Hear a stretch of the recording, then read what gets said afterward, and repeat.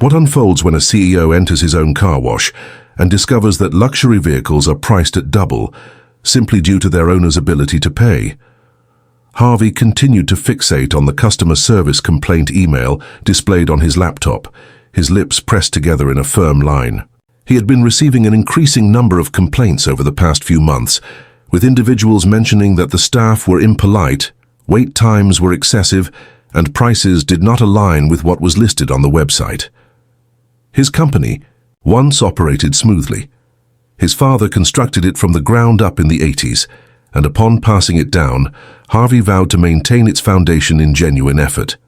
There are now 14 car wash locations, completely comprehensive. Everything is yielding returns. According to the reports, everything seemed fine, yet an unsettling feeling lingered. He slid his chair away and rose, massaging his jaw thoughtfully. The district managers consistently found a reason to justify their actions. We are currently facing a shortage of staff. The client was overstating their claims. We are onboarding a new team member. None of it resonated with the world he once knew, leading him to resolve not to draft another email. He decided against scheduling another meeting. He was determined to uncover the truth on his own. Harvey summoned his assistant and instructed her to empty his schedule for the week. He devised a pseudonym, Rick, and procured a burner phone.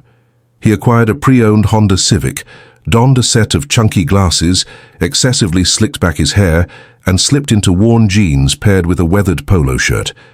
It was a clever, enough disguise that even his own cousin wouldn't recognize him. Moreover, the majority of the staff had never had the chance to meet him. The organization had expanded rapidly over the past 5 years, and he found himself engaging more with legal advisors and financial experts than with those diligently cleaning windows or vacuuming floors. He chose location number 9, situated in the heart of the city, bustling with traffic and surrounded by a prosperous community. The location had recently been receiving a significant number of complaints. The manager, a fellow named Dustin, had been with them for just a year. Harvey had yet to engage him in conversation. He entered on a Thursday morning, right after the doors opened. 3 cars were already queued up. The interior was infused with the sharp scent of tire cleaner, mingling with the bright notes of lemon-scented air freshener. A young woman at the front counter cast a fleeting glance in his direction. "Are you here to submit your application?" "Yeah," Harvey said, his voice slightly deeper than usual. "I saw the ad online. It said you needed staff fast." She nodded in response. "We do. We've been short 2 team members for weeks now, and Dustin's starting to lose his cool. I'll take care of him." A moment later, a tall figure with a buzz cut and a firm jaw emerged from the rear. "Are you the newcomer?" "Indeed, sir," Rick Hammond, though Dustin hardly glanced his way. "Well, you have your work boots." "I certainly do, quite well. Today, you'll be following Terrell as he works on the vacuums out back. Make sure not to hinder his progress." Harvey acknowledged and adhered to the guidance provided. Terrell emerged as a dependable individual in his early 30s, possessing a soft-spoken demeanor and a sturdy physique. He kept the questions to a minimum, simply demonstrating to Harvey how to inspect the vac hoses, spray the tires, and clean the dashboards. They toiled together for 4 hours, and by noon Harvey's shirt was drenched in perspiration. His back ached, yet it wasn't the labor that troubled him. It was the sight he caught near the cashier window. An elegantly attired employee, named Trent, managed the transactions. He welcomed customers, entered their orders, and handed them receipts, a routine task until Harvey spotted something unusual, a silver Mercedes arriving. Trent beamed, leaning in closer to the driver. "Exquisite detail, wouldn't you agree?"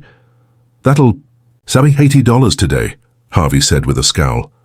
The luxury detail package was priced at $45 on the company's website.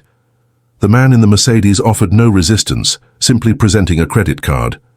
10 minutes later, a worn-out minivan rolled in, simple and tidy. "That's $25, Trent stated with a lack of emotion. Harvey squinted, spotting 2 additional vehicles, a sleek Porsche, a BMW. Both imposed fees that exceeded twice the advertised rate. Just straightforward communication, nothing more. Trent discreetly stashed away cash on multiple occasions. Harvey glanced over at Terrell. "Hey, does that person consistently handle the register?" Terrell cast a quick look. Indeed, Dustin has confidence. In him. He's been around longer than many others. What is the reason? Harvey pondered aloud. That afternoon, Harvey lingered, feigning to clean the employee bathroom while subtly watching the front, just like always. Customers in stylish attire were charged more than they should have been. Trent had a way of making everything seem perfectly ordinary. He would refer to it as the top-tier experience. That's simply the premium cost. Harvey finally found a moment of solitude with a young worker named Kayla near the break room. She appeared apprehensive yet intrigued. "Did you know?" she inquired. "Indeed, I just began today," Kayla paused. "Are you all right?" He gave a slight nod. "May I inquire about something?" "Is that individual, Trent, permitted to alter prices in such a manner?" Kayla adjusted her stance. "Dustin allows him to do anything he wants. They gather after work and I remain silent. I simply vacuum." Harvey sensed a tightening knot in his stomach. By the day's conclusion, he had observed Trent overcharge no fewer than 7 customers. However, he was not prepared to take action. Just yet, he required evidence. He had to confirm his certainty. The following morning, Harvey arrived early once more. Trent was already at the counter, sipping a coffee and scrolling through his phone, though Dustin had yet to arrive. As Harvey strolled toward the back, a voice called out from behind him. "Is it Rick?" "You're the newcomer," Harvey remarked. "Indeed," Trent assessed him thoroughly. "Please refrain from obstructing me today. We're understaffed, and I won't be overseeing everything." Harvey offered a subtle nod and continued on his way. By noon, it occurred once more. A gentleman clad in a tailored suit arrived in a sleek Range Rover. Trent beamed, leaning closer. "Opulent intricacies, that's 95 today." Harvey approached to assist with vacuuming the interior. The client observed intently. "Apologies," the man inquired. "Is this the premium package?" Harvey lifted his gaze. "Indeed, sir, but it typically stands at 45, the man said with a frown. "He suddenly charged me 95, and Trent whipped around quickly." "Hey, Rick, focus on your own work," Harvey shot back at him. I assumed the prices were uniform for all, but Trent's expression grew tense. "That's not how things operate in this place." Harvey felt a surge of anger, yet he remained silent for the moment, possessing all that he required. He had witnessed it firsthand. Tomorrow he would return, not as Rick, but as Harvey Stills. This time there would be no doubt about who held the reins of this establishment. Harvey parked his Civic a block away from the location the next morning, swapped out his work clothes, and donned a tailored navy blazer.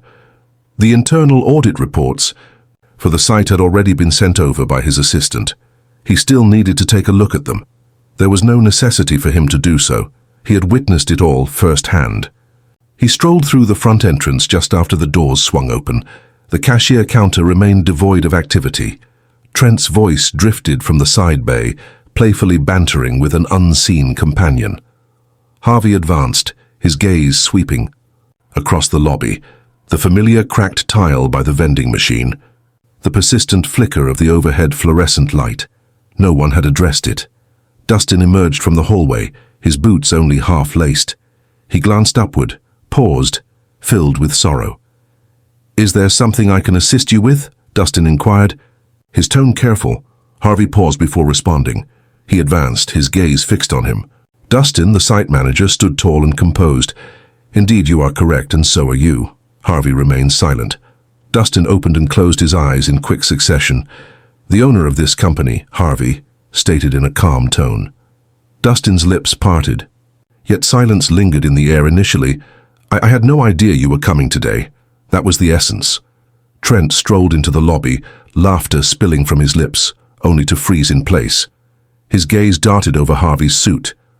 "Is this a meeting or—" Harvey rotated his head with deliberate slowness. "Shall we have a discussion in the office?" In the cramped back room, the walls bore the weight of time with their outdated safety posters and laminated service charts. Dustin stood off to the side, his arms crossed in a thoughtful manner. Trent reclined casually against a steel filing cabinet, gum popping rhythmically between his teeth. Harvey closed the door softly, sealing off the world outside. For the past 2 days, I've been engaged in work here, using an alias. I observed the treatment of customers. I observed the approach taken towards pricing. Dustin appeared perplexed. Oh, you were employed here? I was Rick. Footwear, eyewear, community vehicle parked outside, that was I. Trent's jaw moved slightly. You were the newcomer. Are you kidding me? Honestly, Harvey remarked. And I meticulously noted every detail, Trent scoffed. We're simply aiming to enhance our offerings. This is precisely what the market demands. Do you really believe the guy in the Beamer is concerned about a few extra dollars? Harvey advanced with purpose. He received no additional offers. Trent merely shrugged, indicating that none of the others were either. Perhaps not on every occasion, but you did charge almost twice as much. You stashed away some cash. I observed you perform that action. Dustin raised a hand. If there has been any misunderstanding regarding the pricing, we can arrange a time to review the receipts together. Harvey replied, No. I don't need a spreadsheet to tell me what I witnessed. Trent chuckled with a hint of sarcasm. What does it matter? I'm being let go because I excel at making sales. Harvey's voice lowered. Your employment is being terminated due to theft from customers and this business. As a result of your actions, which have conditioned others to avert their gaze, Trent's eyes narrowed. You believe I'm the sole person engaging in this behavior? Go inquire among others. I've already done that, Harvey stated. A culture has been established where individuals do not feel secure expressing their thoughts. Dustin advanced with purpose. Understood. Let's avoid escalating this into a frantic search for blame. Trent has been here the longest of all. He understands. Other figures, we're understaffed and feeling the heat, and that somehow makes fraud acceptable, Harvey inquired. Unfortunately, we've been making efforts to maintain this place. Harvey mentioned that you've been making an effort to ensure your friend feels at ease. You allowed him to redefine the parameters. Trent propelled himself away from the cabinet. If you want to blame me for pursuing what generates income, feel free. But let's not act as if this company wasn't built on hard work and determination. Harvey's expression remained unchanged. This organization was founded on principles of honesty and trustworthiness. You seem unaware of the distinction. Trent let out a derisive laugh, ripped off his name tag and tossed it onto the desk. You won't survive a week here without individuals like me around. He exited in silence, leaving no further remarks behind. Dustin remained quiet. Harvey acknowledged your awareness. Dustin made no attempt to refute it. I refrained from asking questions. I thought that as long as the numbers remained favorable, it wasn't my concern. At this moment, Harvey remarked, your suspension is in effect. I will determine whether you will return. He pivoted and strode away. The remaining team members had assembled close to the vacuums. They had caught a whisper of something. They were uncertain about what it was. Harvey entered the heart of the wash bay. I am Harvey Stills. This company is mine. For the past 2 days I've been observing from the shadows, and what I've witnessed starkly contrasts with the ideals this place is meant to embody.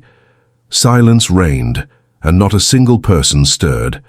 I witnessed individuals being charged excessively. I observed workers hesitant to voice their concerns. That stops here.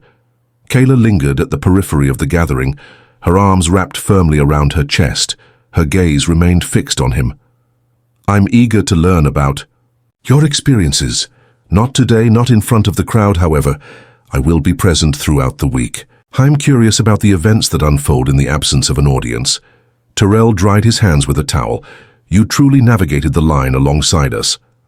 I certainly did. He gave a single nod, then returned to tidying up the inside of a parked car as the afternoon wore on. Harvey had momentarily closed the payment counter. He introduced a mobile register and managed the charges personally. Shoppers were taken aback to find a gentleman in a blazer handling their transactions. Yet there were no grievances voiced. In the quiet moment between vehicles, he guided Kayla to the side near the drying station. He acknowledged that finding the courage to voice one's thoughts can be quite challenging. She cast a fleeting look in the direction of the office. He consistently created an atmosphere where it felt like speaking up would lead to consequences or a reduction in our shifts. She paused, uncertainty lingering in the air. Initially, I was advised against quoting prices unless I had Trent's approval, even if customers inquired. At times, I would face reprimands for providing an incorrect figure. Harvey absorbed every word, allowing the speaker to express themselves fully. "I just needed the job," she said, her voice barely above a whisper. "I understand." He directed her to return to her tasks and jotted down observations in a compact notepad tucked inside his jacket. Later, he found himself seated with Terrell on a milk crate, positioned behind the wash bay. Steam billowed from the pavement as water trickled into the iron grates. "Harvey stated that you were aware of the situation." Terrell gave a slow nod. "I certainly did. Why didn't you speak up? No one would have paid attention. Only at this moment. What made you decide to stick around?" Terrell swept away the dirt clinging to his pant leg. "Having witnessed the transformation of this place, I held on to the hope that it would return to its former glory." Harvey gazed across the expanse of the parking lot. A mother assisted her toddler as they exited their SUV, while a worker diligently sprayed down the mats. A man stood by the vending machine, rhythmically tapping his foot in anticipation. "I'm reviving it," he declared. Terrell rose to his feet. "In that case, I shall remain." That evening, Harvey instructed his assistant to arrange surprise visits to each location throughout the upcoming 2 months. He sought no forewarning, no preparation, only he making his entrance. He had lost faith in the reports. He had observed the actions of individuals when they believed they were unseen. Now they would realize that someone was always present.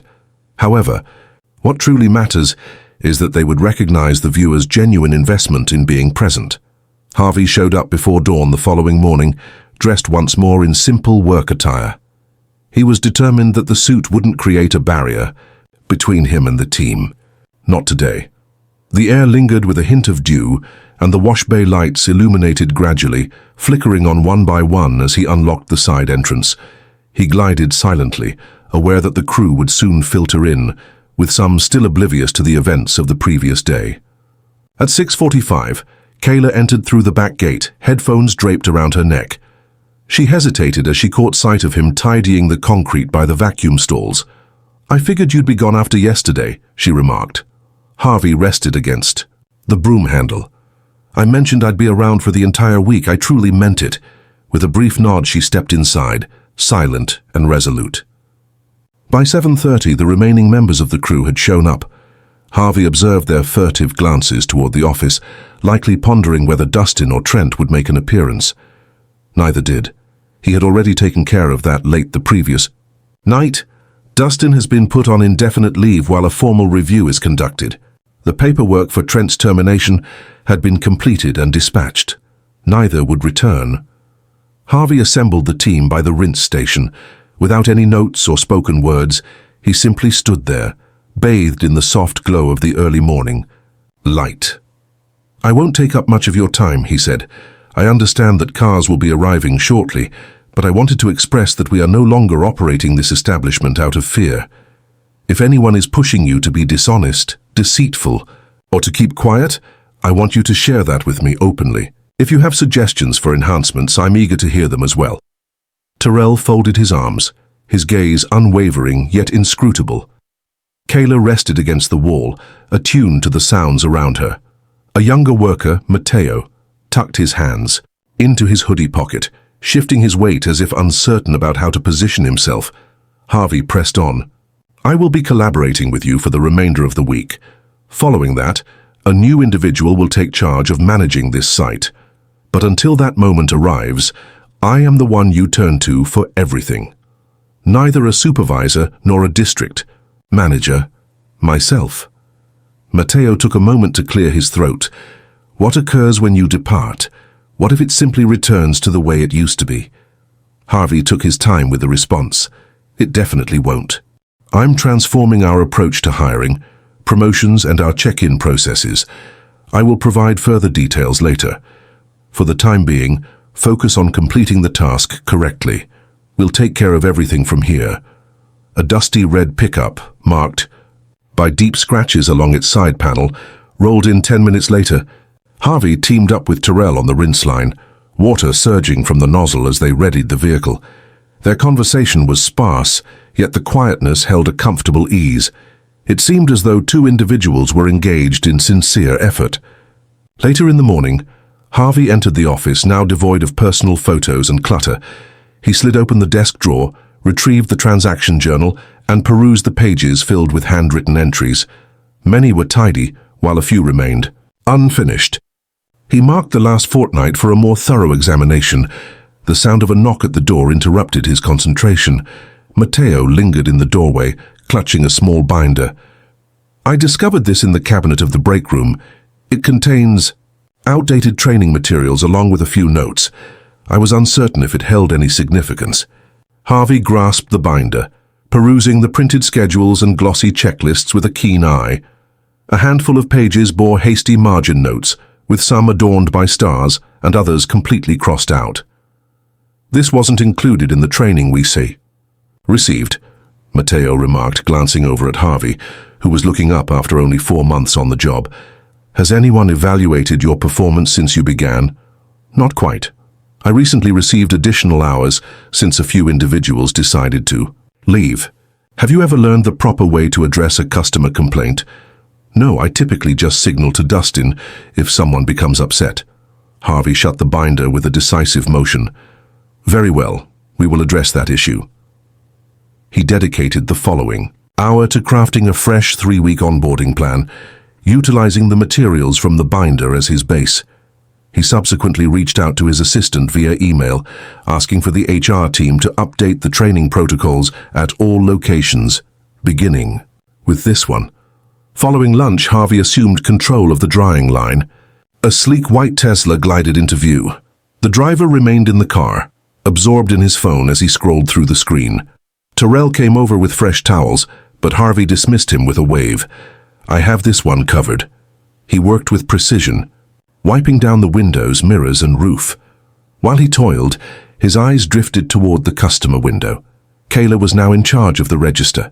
He observed her as she scanned the screen, recited the accurate total, and presented a receipt, all while wearing a warm smile. The driver acknowledged with a nod and departed without a glance back. Upon Harvey's arrival at the drying area, he found Kayla already engaged in the task of folding towels. "You were observing me." "I was indeed. I accomplished it correctly." "You accomplished that?" She paused, uncertainty flickering in her mind. "Are you really planning to keep checking on everyone like that all day?" "No. But I want you to understand that I'm fully engaged, not to highlight mistakes, but to recognize achievements." She flung a towel into the bin. "Things have changed from what they once were, I understand." The afternoon ushered in a fresh wave of activity, a delivery driver making his rounds, a couple on their way to a wedding, and a woman with 2 barking dogs in the back seat. The team approached their tasks with greater enthusiasm than the previous day, yet it wasn't due to anyone issuing commands. They quickened their pace, driven by the newfound recognition they had long sought. At 4:30, Harvey announced a break. He retrieved bottled water and sandwiches from the deli on the other side of the street. "No announcement has been made." I placed them on the break room table and took a step back. Matteo took a bite of his sandwich, his eyes scanning the surroundings. "It's interesting to note that we've never had food delivered, not even a single time, not even during the holidays." Harvey rested against the doorframe. "Things will shift." Terrell lifted his gaze from where he sat. "Are you intending to carry this out at each location?" Harvey nodded. "Beginning on Monday," Kayla arched an eyebrow. "All 15, 14. She nodded slowly, recalling that we had closed the one in Westport last year. I overlooked that." Following the intermission, Harvey discreetly reached out to the HR director. He requested a detailed report on each active site manager, including their tenure, the dates of their most recent evaluations, and any anonymous complaints that may have been lodged in the past year. He maintained a soft, distinct tone. He expressed his desire to avoid summaries. "I desire the unrefined notes. All of it." He concluded the conversation and re-entered the wash bay. The sun began its descent, stretching shadows across the lot in a dramatic display. As the last vehicle of the day drove off, Harvey glanced at Matteo. You have a basic understanding of how to close out the register. I have witnessed Kayla accomplish it. Let's collaborate on this. Today you're mastering it effectively. They made their way back indoors while the others diligently cleaned the tools and secured the equipment.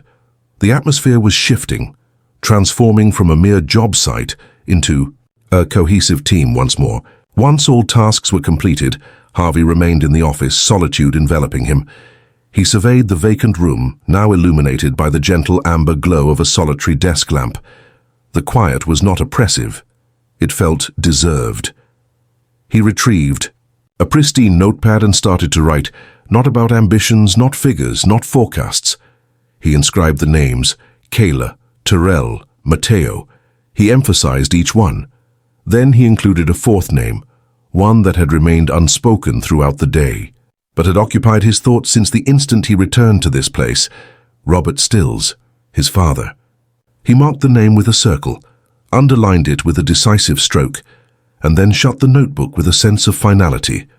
Tomorrow, he would begin the process of reconstructing everything else. On Monday, Harvey arrived at the Rose Park location just before it opened its doors. He kept the engine idling for a moment, observing the morning crew assemble by the side entrance. A few individuals rested against the wall, leisurely sipping coffee from disposable cups. Whispers filled the air as furtive eyes darted toward the entrance. He remained unnoticed by everyone. This site may not have received numerous formal complaints, yet that certainly didn't imply it was operating without issues. Given what he had discovered the previous week, he was determined to leave no stone unturned. He emerged from the car, secured it, and strode forward, a lean figure with a rugged visage standing tall as Harvey neared. He sported a name tag that proclaimed illicit manager. His expression danced between bewilderment and contemplation. Yours, Harvey Stills. Indeed. Illy gave a brief nod and moved aside, allowing him to pass through the lobby. I wasn't aware that you were conducting site visits. I chose not to make any announcements regarding them. The space behind the front counter felt tight, adorned with a corkboard overflowing with shift schedules and worn reward charts. A folding chair rested next to a lopsided file cabinet. Harvey remained on his feet. I'm not here to watch from afar, he declared. I'm ready to get to work. Illy massaged the nape of his neck. Are you asking me to take a back seat? No. I expect you to fulfill your responsibilities. I will be completing mine as well. I will take on the task of drying cars until further notice. Illy paused for a moment, then gave a slight nod and exited the room. Harvey entered the main wash bay and began his tasks with determination. The sky had become shrouded in clouds, resulting in a decrease in traffic. Yet the team continued to work with a consistent cadence. Questions were not asked by anyone. His presence went unchallenged. That was the issue at hand. By mid-morning, he had observed enough to discern the pattern. No salutations at the beginning of the process. There is no transfer between stations. While one worker applied spray to a vehicle, another was busy vacuuming the back seat. The process unfolded without any sense of harmony, merely a sequence of disjointed tasks, each completed with the least amount of effort required, not due to indolence but rather from a deficiency in guidance. At noon, Harvey discreetly took one of the workers aside. A man in his early 40s, marked by deep lines etched into his forehead and grease lingering beneath his nails. Jonas was the name displayed on his tag. How long have you been here, Jonas? Ever since the second location was established. Indeed. It's been 12 years, Harvey acknowledged with a nod. Have you ever had the opportunity to train new employees? He shook his head in disbelief. Not any longer. Accustomed to. Subsequently, there was a shift in management a few years ago. They preferred to avoid any overlap. I was told that I was causing delays for others. How did that sit with you? Jonas shrugged, chose silence over debate, simply ceased to extend the invitation. Harvey gazed at the wash line. This team seems to be functioning effectively. They consistently arrive as expected. They do not take what isn't theirs. That's certainly an improvement compared to a few years back. That's the bar now. Jonas let out a weary laugh. You inquired? Harvey gestured for him to return to his tasks and began to stroll around the edges of the lot. Some aspects elude the confines of any spreadsheet. The manner in which employees sidestepped eye contact with customers. No one stepped up when the equipment got jammed. The cashier remained seated on the stool behind the register, never once stepping away to assist with any tasks. He jotted down notes in a small pad tucked away in his back pocket. One entry captured attention. He went around it 2 times. The result belongs to no one. That afternoon, he summoned the regional maintenance lead and took him on a tour of the site. They collaborated to review the chemical distribution settings, assess the water pressure on the rinse line, and evaluate the filter schedules for the vacuums. Half of the systems did not meet the specifications. Not shattered, merely out of sync after a period of disregard. Harvey inquired if you approve this during the quarterly inspections. The maintenance lead shifted with a hint of unease. I review what I can, but our resources are limited. 3. Individuals managing 14 locations. That is evolving. Beginning in the next quarter, personnel at the site will receive training to manage Tier 1 maintenance tasks.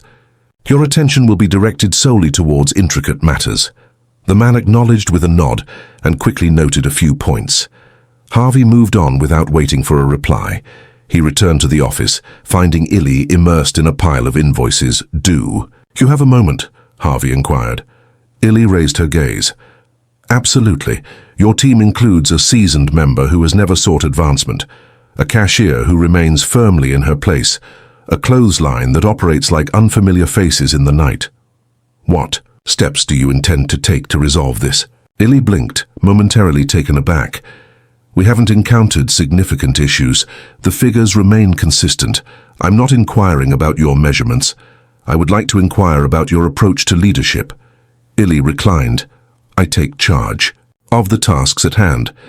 If the corporation desired more, they ought to have communicated that earlier." Harvey maintained a calm demeanor. "A year has passed. You never requested an updated training." "I have not submitted any requests for employee development. No alterations to the workflow have ever been suggested. I wasn't informed that was anticipated. You hold the position of site manager. Taking the lead is anticipated." Illy's lips pressed together. "What comes next? Your time here is limited to just a week. Compensation will continue until the month's conclusion. Your performance adhered to policy, yet it did not meet the expected standard." Illy remained silent. He gave a brief nod, rose from his seat, and exited the office. Harvey made his way back to the break area and spotted Jonah meticulously cleaning the tools. He raised his gaze as Harvey drew near. "Have you ever thought about taking charge of this place?" Jonah blinked. "Is it me? You've observed the proper way to conduct it. You've endured the most challenging times. Your presence commands respect. I don't really use a clipboard. I'm not looking for someone just to take notes. I seek a person who truly values connection." Jonah gazed at his hands.